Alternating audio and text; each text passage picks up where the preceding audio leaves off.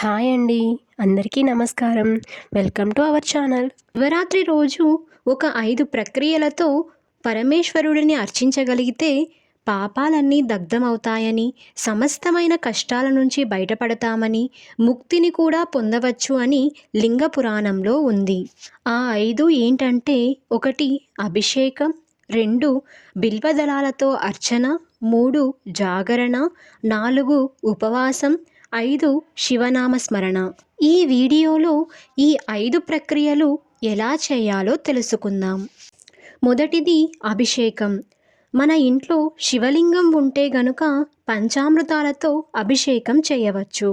లేదంటే గంగాజలంతో అభిషేకం చేసినా సరిపోతుంది. లేదు మా ఇంట్లో శివలింగం లేదనుకుంటే గుడిలో చేయించవచ్చు.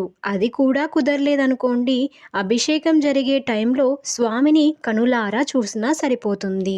ఈ అభిషేకం ఎప్పుడు చేయాలంటే సూర్యాస్తమయం సమయంలో, అంటే సాయంత్రం 6 గంటల నుండి మరుసటి రోజు సూర్యోదయం అయ్యే వరకు, అంటే ఉదయం 6 గంటల దాకా. ఈ సమయం చాలా పవిత్రమైనది.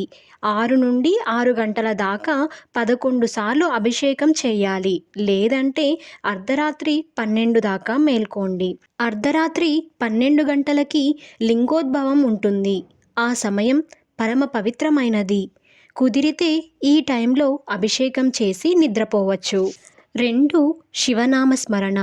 శివాయ గురువాయ నమః అని 1000 సార్లు ఈ నామాన్ని స్మరించండి. 3వది ఉపవాసం. శివరాత్రి రోజు తప్పకుండా చేయవలసినది ఉపవాసం. పాలు, పండ్లు ఆహారంగా తీసుకొని శివుడికి దగ్గరగా ఉండడమే ఉపవాసం. 4వది జాగరణ. చాలామంది జాగరణ అంటే రాత్రంతా టీవీ మొబైల్స్ చూస్తూ గేమ్స్ ఆడుతూ చేయడం అనుకుంటారు. కానీ జాగరణ అంటే శివుడికి సంబంధించిన పురాణాలను చదవడం, శివ ప్రవచనాలను వినడం, శివనామస్మరణ చేస్తూ శివుడికి దగ్గరగా ఉండడం. 5 బిల్వదళాలతో అర్చన. ఇది శివరాత్రి రోజు చాలా చాలా ముఖ్యమైనది. వీలైతే బిల్వదళాలను సేకరించి ఆ రోజు శివుడికి అర్చన చేయగలగాలి. ఇలా చేయటం వలన మనకు తెలిసి తెలియక చేసిన పాపాలన్నీ పోతాయి.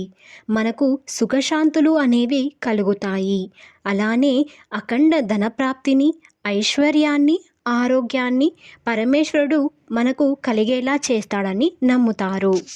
ఈ వీడియో కనుక మీకు నచ్చినట్లయితే లైక్ చేయండి, షేర్ చేయండి, సబ్స్క్రైబ్ చేసుకోవడం మర్చిపోకండి.